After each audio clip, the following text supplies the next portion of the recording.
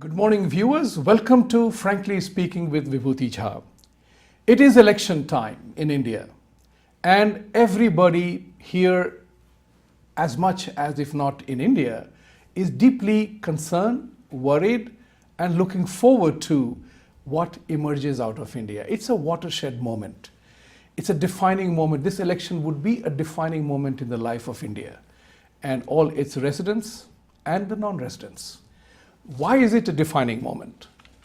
It's important to recognize that after a very long time, we have a Prime Minister who assumed office in 2014, who has established a culture of performance in the country. There is no economic populism. Mr. Modi has taken tough economic decisions. He promised employment. He took tough decisions to hit at corruption. Every Indian wore a badge, the dishonorable badge of corrupt Indian, until Mr. Modi removed it. Today, the world looks at India in a positive sense. But in India, it is a season of Mahagathbandhan, perhaps. What defines us that we will choose a Mahagathbandhan kind of a government, which we know has never worked in the past well. Because in a Mahagathbandhan scenario, every political party demands its own pound of flesh. National security gets imperiled because decision making is slow. You can see what happened in India, 26/11, no action, and then there was Pulwama and there was action. So the 5-year period of Mr. Modi is very epochal event in the life of India.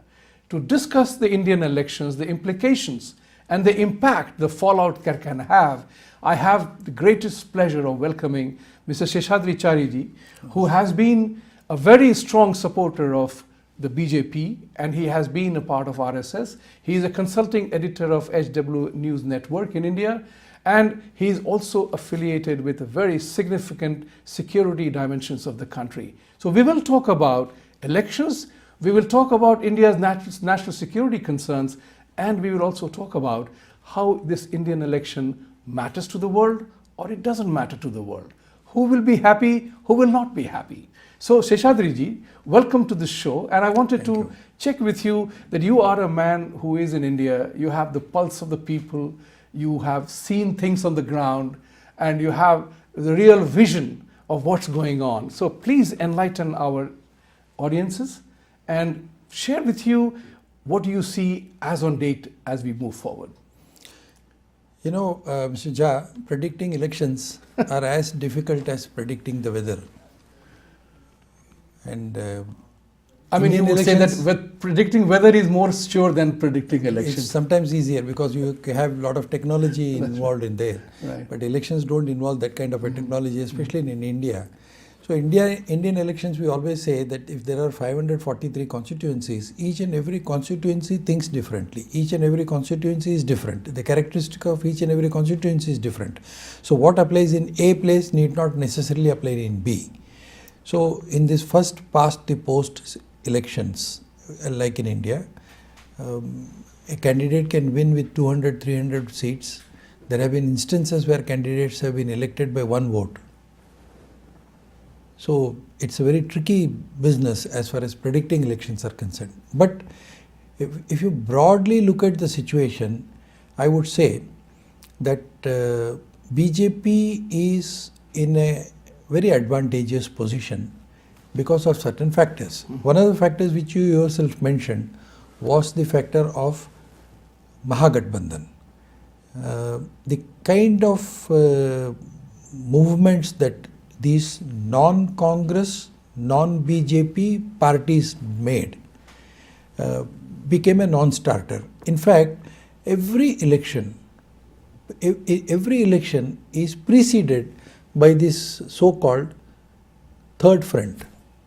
So there is a front called a front led by the Congress, a front led by the BJP. Now broadly in these last 2 decades, they have a nomenclature, UPA and NDA, United Progressive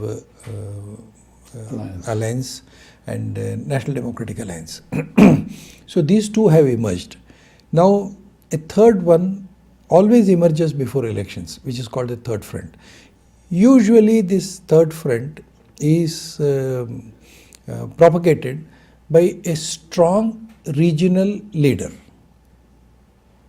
But it fizzles out because both the national parties do not support. The only so-called national party, which is no longer a national party anymore in Indian politics, are the communist, the left parties. Now, these left parties also come together, except the CPA and CPM of course, and align themselves with the so-called third front. But it becomes a non-starter.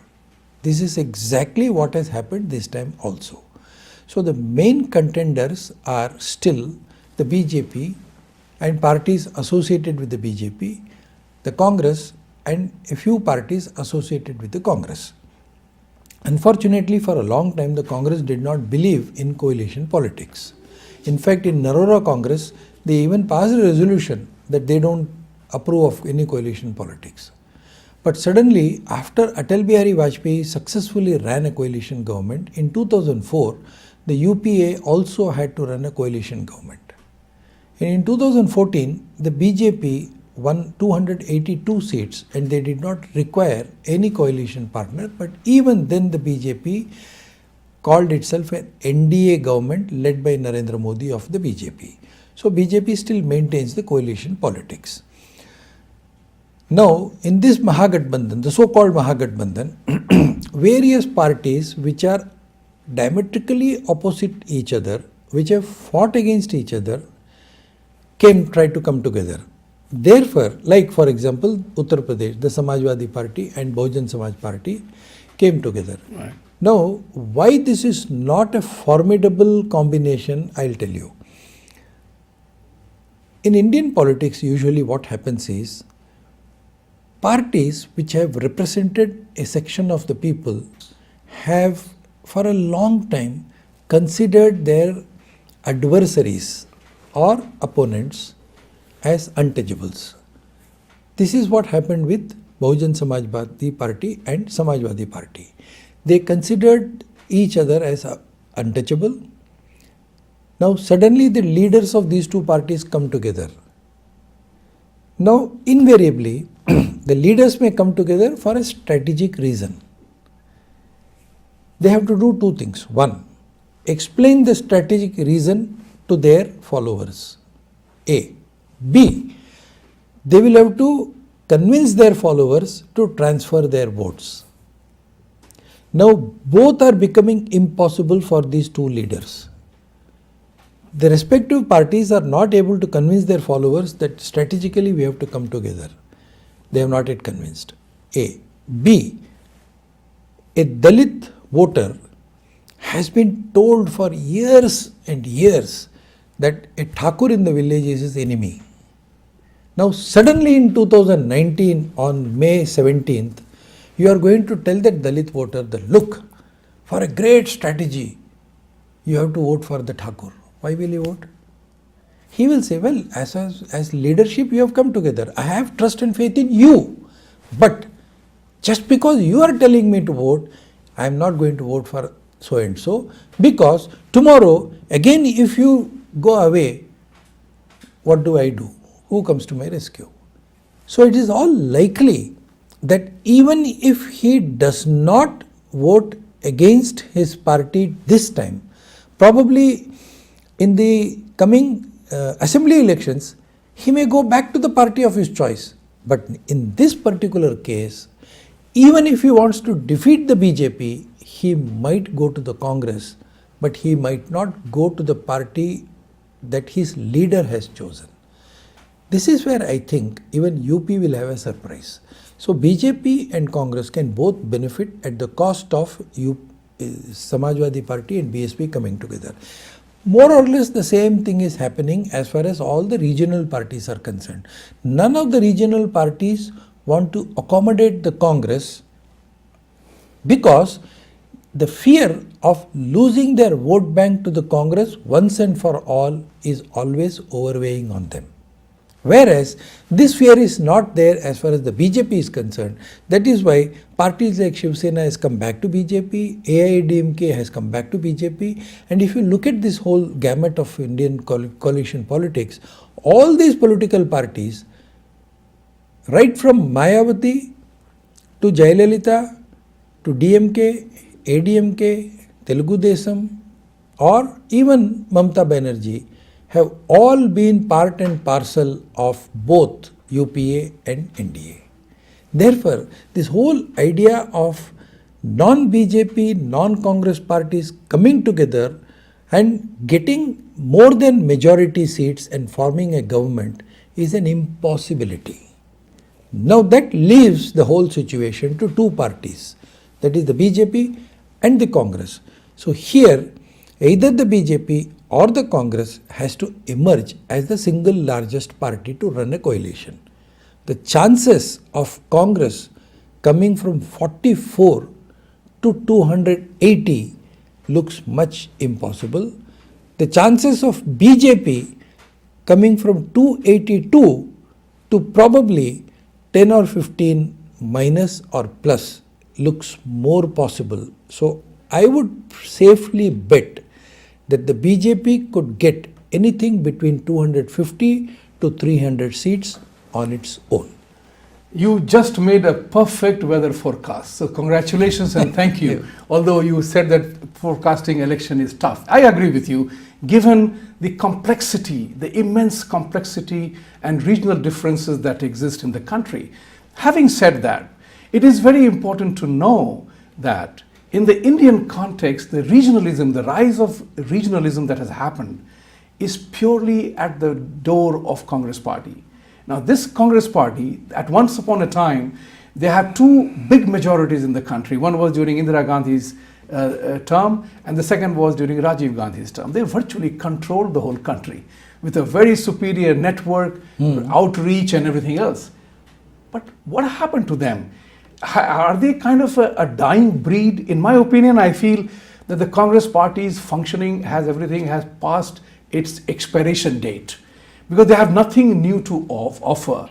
From the Nehru, Indira, Rajiv to Rahul, they have shrunk from 400 plus seats during Rajiv Gandhi's time to 44 during Rahul, and there is no change in leadership. So my thought process is, why Congress would ever be any viable opposition? Because if you're voting for Congress, you're voting for returning to the old pattern of corruption, deal making, coalition of a kind that doesn't work.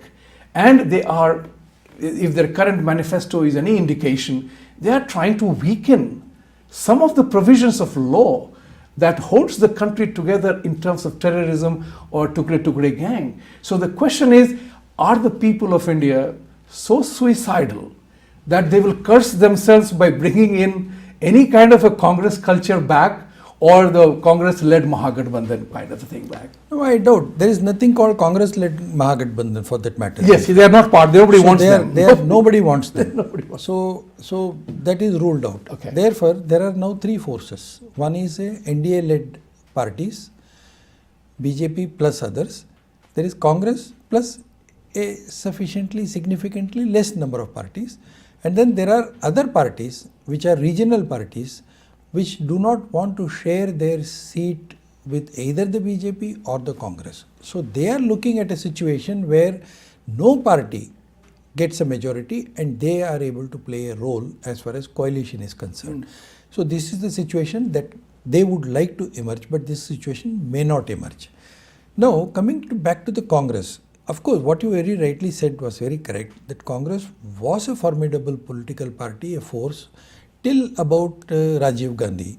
But Congress has always benefited out of two factors.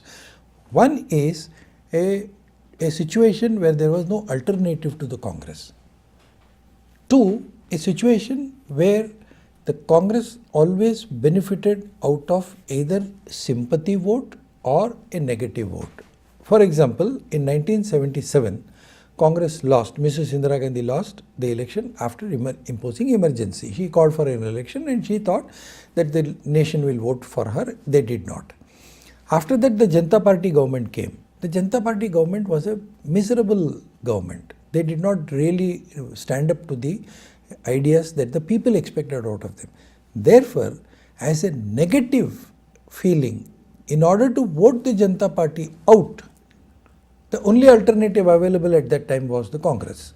That is why, after the Janata Party experiment failed, in 1979, Congress emerged as again the same Mrs. Indira Gandhi who imposed emergency and lost in 77, again came back because she apologized for election emergency. But at that time, the only other party which came up with a stronger force was the then Bharatiya Janata Party. But Bharatiya Janata Party could poll a large amount of vote percentage, but in the first past the post system, they did not get seats. Finally, the BJP was reduced to 2 seats in parliament. And at that time, Rajiv Gandhi emerged very successful with almost 400 seats. But what happened afterwards was that they lost out because A, they did not have a new narrative, and B, they did not have the charismatic leadership that Mrs. Indira Gandhi or for that matter Rajiv Gandhi could provide.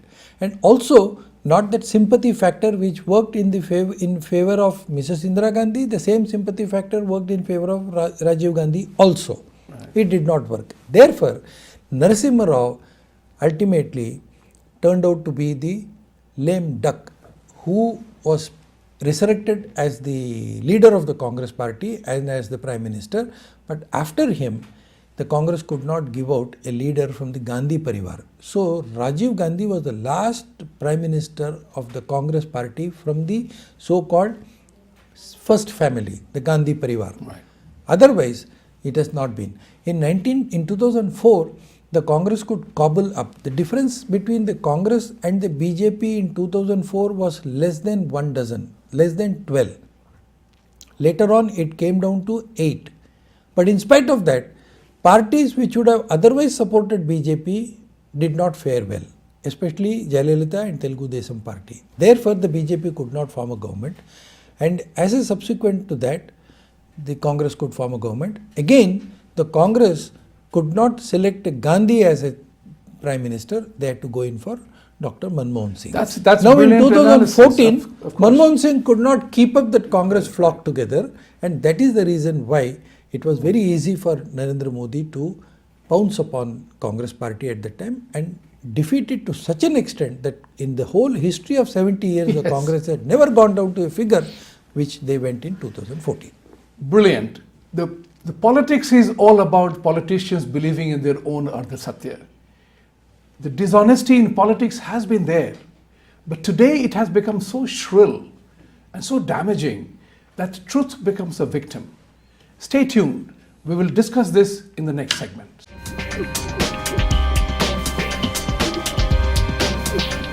Welcome back. Coming back to the same issue of dishonesty and distorting the truth. In election campaigns, they happen. But today's politics is so much full of shrill dishonesty that people are saying things that are not only untrue, but absolutely liable. One could sue them for saying what they are saying. To have called Narendra Modi Maut ka Saudagar and calling him a chor that led to a revival of the word called Chaukidar is remarkable in the Indian politics today. Everybody who is supporting Mr. Modi is saying Chaukidar X, Chaukidar Y. And that's the phenomenon people don't realize, that for everything that you do, there will be an equal and opposite reaction. Every trend has a counter trend. So there was a lovely cartoon the other day that Rahul Gandhi is the one who is sitting on bag full of the scam-led money, and Modi is standing in front of him and he says, "Tum chor ho, you are a thief."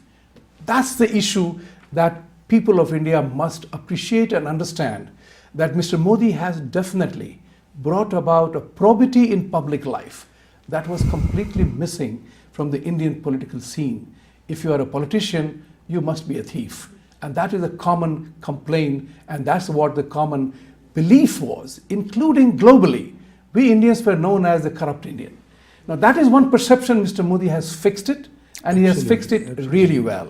And in these 5 years, Yeah. there has not been a single accusation of corruption against Modi. There have been allegations, but none of them have been proved. Right. A. B. The most important element here is that people who were making these allegations had no credibility. So for these two reasons, A, there was no corruption. In spite of so many deals that India struck with so many countries, not one single instance of corruption. Right. And that is Modi's biggest contribution to Indian politics. And that is very important, because there is one thing which I noticed in the BJP manifesto, Sankalp paper, is the fact that he doesn't talk about, correct me if I'm wrong, about the employment of the youth. Now that's a very important issue, because he did promise a lot of jobs. And that is one area where he fell short. I did a thinking of that. Why did it happen in a country that has so much opportunity, skill training and development institutes established to meet with Make in India program investment objectives? Why didn't it happen? Because Mr. Modi chose to streamline the systems and processes within the country. To that end, he had to bring in Real Estate Regulatory Authority, RERA, which definitely put a lot of discomfort in the real estate builders and everything else, but to the benefit of the buyer. Likewise, demonetization and GST. These were efforts to remove the elements of uncertainty and the black money in the market. This definitely affected businesses. And I think, in my opinion, that's what affected the government not achieving the employment target. But I believe that once these processes are streamlined even more, I think this economic activity will be generated. You are very correct. Actually, Indian economy needed a regulatory framework and also basic structural changes. So these structural changes will always affect the normal flow of the economy.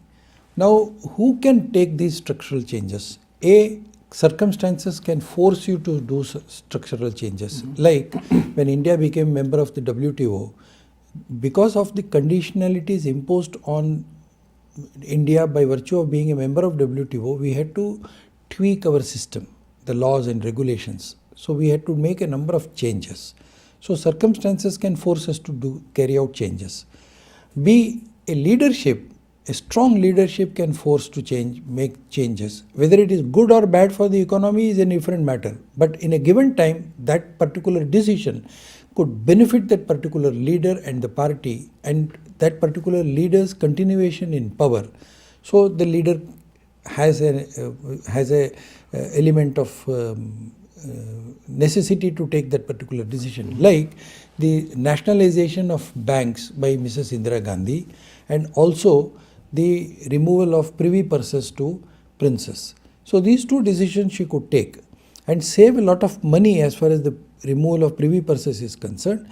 But at the same time, she also brought in a number of land reforms. Later on, these land reforms changed, but she had to do it. Third is Mr. Narasimha Rao, who had a choice of either opening up the economy 100% or going back to the Soviet style era of controlled economy. But he preferred neither to do this nor that, and he propagated what is called the mixed economy, where neither laissez-faire nor state control. So this was his decision at that time. And another decision that he took was changing the economic contours from being pro-West and pro-European Union and pro-democratic engagement with other countries to a look-east policy. So he said South Asia, Southeast Asia are two areas where India can usefully engage as far as trade and commerce and industry is concerned. So he changed the gamut of all that. And then Narendra Modi took it much forward, saying look east and act east. He added the term act east. We had look east but not act east. So that was the thing. So these are all the changes that economy requires to be made.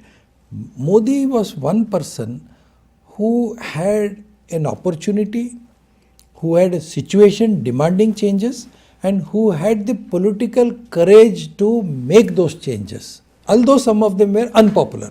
As you very rightly said, RERA, where the builders were the beneficiaries. He took a decision saying that, well, you ultimately, if you are going to build houses for the sake of consumers, it is they who should be benefiting. So they did it. But now what has happened is an overwhelming majority of the builders have fallen in line. Similarly, another major decision that Narendra Modi wanted to take was about acquisition of land, where there was a stiff opposition. So he had the benefit of listening to the opposition and he gave up. He said, fine, if the land doesn't belong to the central government, you cannot acquire it at the cost of endangering the fundamental rights of a state government. Therefore, we gave it up. So we made a framework law for the states to follow. So these are all the changes that we could make. And because of these factors, Narendra Modi could succeed. And that's very important too, because he took the bold decisions. People of India were needing a leader who could take the bold decision. Absolutely. Take the example of bank NPAs. Now, this is something which I'm very familiar with as a banker, because I took a non-performing asset turnaround strategy into India about 12 years ago when nobody was talking about it. And I took this theme from the United States because in this country, 90% plus economy is in private sector. Capital usage, capital preservation is a key business of this country. Absolutely. And in India, everything was sarkari. I met with a chairman of a bank. I was introduced to him to do this problem. You know what I was told? It shocked the wits out of me as a banker. They said 50% NPAs are government induced. Why are you bothered about a turnaround strategy? सरकार पैसे दे देगी, हमारा negative होगा, सरकार पैसे दे देगी. Now think about it, the number of banks that are being asked to streamline their processes. 3 banks were merged. There is a prosecution of people who have defaulted on bank loans. So much so that I read today that Vijay Mallya has been denied the right to even refuse repatriation to this part of the country.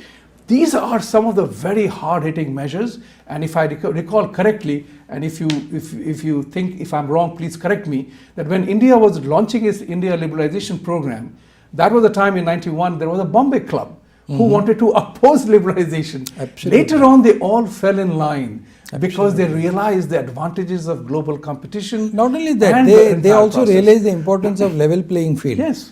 So that was what they were asking for. Right. So we could provide that kind of a level playing field. Now if you look at the next stage, besides Look East and Act East policy, Modi government also launched what was called the Make in India policy. Right. And then along with skill development Make in India policy, if you look at this, if this government gets another chance, which in all likelihood it will, the next 5 years will see the results of what has happened in these 5 years. So there will be a resurgence as far as the Make in India policy is concerned. There will be a resurgence as far as entrepreneurship is concerned. And also there will be a resurgence in what you call the asset reconstruction company. Formerly what used to happen is, if a company becomes an NPA, the NPA, there was no way of recovering the non-performing asset except closing it down and declaring that company as insolvent. Whereas by making changes to Insolvency Act and also making necessary changes in Companies Act, what has happened today is more and more banks and asset reconstruction companies are coming together for the revival of the industry, whereby your capital is not lost, your profitability is not lost, and job opportunities are not lost. Right. So these 3 things combined with increased productivity is giving a great impetus. The next step, which you also mentioned, obviously, would be freeing the banks from the clutches of government decision-making process. Right. It's a and huge that is very process, important. and that will also happen. It's so very important because there were Reserve Bank of India directors, Government of India directors on the board. Yeah, but we need a strong regulatory mechanism also for that. Right. Because if the pendulum goes to the other side, when the banks become too important and too independent also, it does not confine to the kind of economic procedures that we are now putting into place. So there has to be a regulatory Yeah, mechanism. we can't swing from one extreme to another. Exactly. Right. So that is right. where walking the talk has to be done. Right, and that's very important, walking the talk. So Mr. Modi has been not only talking, he has been also walking the path. The man works hard. I had in 2014, I had said here in this studio that Mr. Modi will win because he is a true Karma Yogi. Stay tuned, we will be right back after this short break in which we will talk about the international image of India, ramifications of this election for the international world.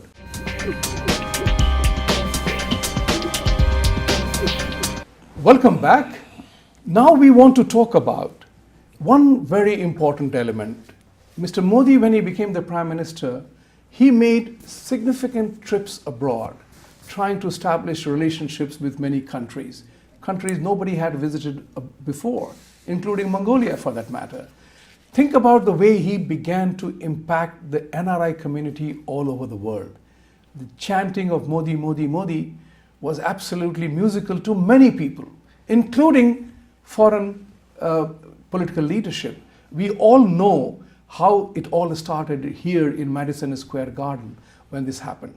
Now this election is critical. Mr. Modi has built a global consensus where they look at India with a positive sense because he made a very significant jump in doing business with India index.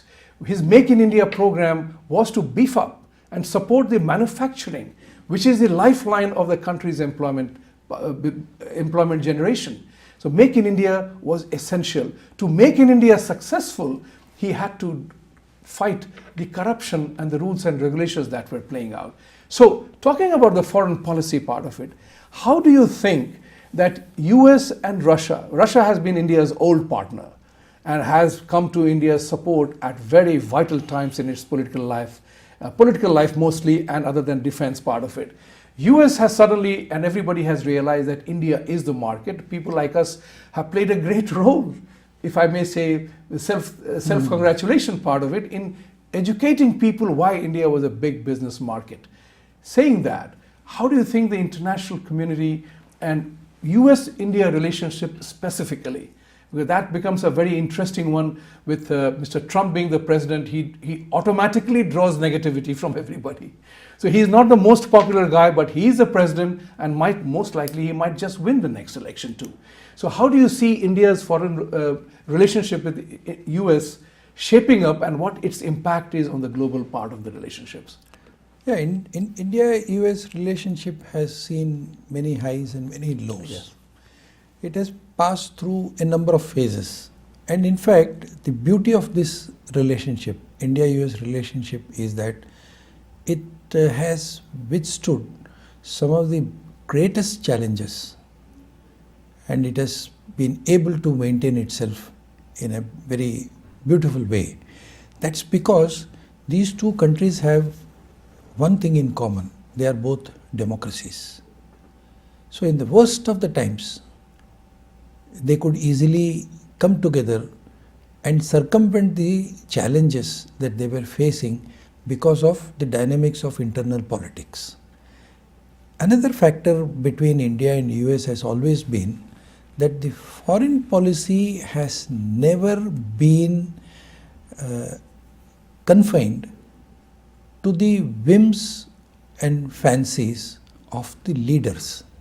They have both institutional memory. Both these countries have inbuilt institutional systems which have always been ready to come together and solve the issues facing them. So this factor has come to the fore as far as India-US relationship is concerned. Another factor that we should not forget is there was a time when the countries, of course every country, the basic template of the foreign policy is self-interest of the country. So India has to look at its own self-interest, US has to look at its own national self-interest. Now, military might was one of the most important and single largest factor that determined the strength, weakness and your relationship with other countries. So India-Russia relationship was dependent on that. India-USSR relationship was dependent on it, and after the disintegration of USSR, India-Russia relationship also went into that factor. Similarly, US arming Pakistan was the biggest impediment in the relationship between India and US. But with the asymmetry between India and many other countries, a third factor came into play, especially after the 80s, and that was the economic factor. Military might was no longer an important factor. It was an important factor and it will continue to be an important factor, no doubt about it. Because ultimately everything depends on protecting your frontiers. The geography becomes important, no doubt about it. But more than the geography, after the introduction of WTO and IMF conditionalities, trade, commerce and industry, market became a very dominant factor in relationship. And that is where India could score a huge number of points in comparison to so many other Asian countries. After the failure of the Asian tigers, the so-called Asian tigers, and with the flying geese syndrome affecting their markets, what happened was there was a huge vacuum, economic vacuum that was created in the world. With the setback, economic setback of European Union, with the coming together of European Union and the economic setback that the European Union faced, with the downturn of US economy and disintegration of USSR, two countries emerged as a strong economic factors. One was China and one was India. And today if you see in 2019, four largest economies of the world, out of the four largest economies of the world, three are in the East. China, India, Japan, in that order. So Indian economy is number third largest economy in the world. So this is where, given the kind of situation that is emerging between US and China, looking at the trade, I am not ready to call it a trade war, but a trade negative engagement between US and China, I think India is poised for a great relationship with US. This is music to my ears, because I'll share with you something that it was a day, I don't remember the year and the month, but it was a day, that particular day, US deficit with China had gone up to $42 billion. And I was in the Indian consulate on that day. And there were several business conferences going on, and I was told by some American business, why don't you at least grab 10% of what we are doing with China? Believe it or not, it was so frustrating for me at that time, because India was just not receptive to the concept of doing a jugalbandi of a kind where there is a mutual benefit. Now, why I'm saying this is, there was an inherent institutional bias, as you mentioned about that part earlier on, that we had become an institutionalized non-aligned countries. We had been victims of the profit motive of the British East India Company.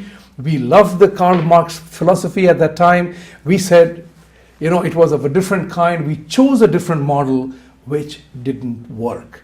Now, the question which I have for you is that, it's perfectly fine. What the question which I have is that has India eventually recognized that the economic growth need not rely upon the so-called non-alignment where you end up being friendless rather than having some friends? No, the issue of non-alignment is now in the past. It's over. Past, yeah. So no country talks of non-alignment. But nevertheless, we have also moved far away from a unipolar world. So we are in a situation where neither non-alignment nor a unipolar world architecture is going to succeed. But at the same time, when it comes to multipolarity, even multipolarity has to have a bipolar power centers. So the biggest success of Narendra Modi government is managing the bipolar power structures. So we are able to do business with China and we are able to do business with Japan. Notwithstanding the fact that China and Japan themselves may not agree on a number of strategic issues. We are able to do business with the Arab countries. Our energy dependence is very high on Arab countries, but at the same time, our defense strategy works best with Israel. Notwithstanding the fact that Israel and Arab countries may not look at each other straight in their faces. We are prepared to work with the US, but we are not prepared to walk on the dotted lines as far as our China policy is concerned. We would or Russia like to policy have, for that matter. we would like to have. Exactly. So when we wanted S-400 from Russia, we told the US that in the given circumstances in the region, it is important for us to strengthen our defense capability, and no matter what, we will still be able to deal with Russia. But we will deal with Russia not at the security cost of the US, but at the same time, when it came to energy situations, we had suffered very badly while we were not allowed to deal with Iran 20 years back. As a result, two countries moved very close to Iran. One was Russia and one was China. We paid a very heavy price for it. This we don't want it to repeat. Therefore, we have been able to convince the foreign policy formulations of the US itself that we will be able to deal with Iran without denting the security perception that US could have vis-a-vis Iran. So this kind of balancing between various dichotomies is what is the greatest achievement of Narendra Modi government. Thank you very much. In the remaining 3 minutes, I want to touch upon two things, which is also leading to my belief in the process is it's very important as you deal that your economic might gets fully utilized. All these world collaborating with India is because India offers massive markets for every segment of the business because of our population. But we run a risk. If demographic dividend, if we don't utilize it, that will become a burden. So for that, the skill initiative Mr. Modi took should help in the next phase of Make in India program. But China and Pakistan, they are instant neighbors, immediate neighbors of India. Are they true friends of India? I believe that sometimes you have to recognize your enemy and deal with them on a hands-off basis or a careful basis. China is able to live with the Japanese economic might because Japan is a small country. You can't keep two swords in the same sheath. Is China concerned about India's rise, or do they see as a rival on the same platform? Whether China does fear India or concern, I won't say fear, has concerns about India because it has democracy, it is large, it can be a big market for the rest of the world. And how is China's big boss behavior with their own over policies? India has been withstanding very well. How do you think in 1 minute, if you can sum up the whole thing? Oh, you're talking of such a large gamut of all right, take 2 minutes. Area. Anyway, what you pointed out is very correct. See, we all recognize the fact that in international politics, there is no permanent enemy or permanent friend. Right. So we don't consider any country as either a friend or an enemy. Yes, there are three stages of relationship between India and China also, and all running concurrently.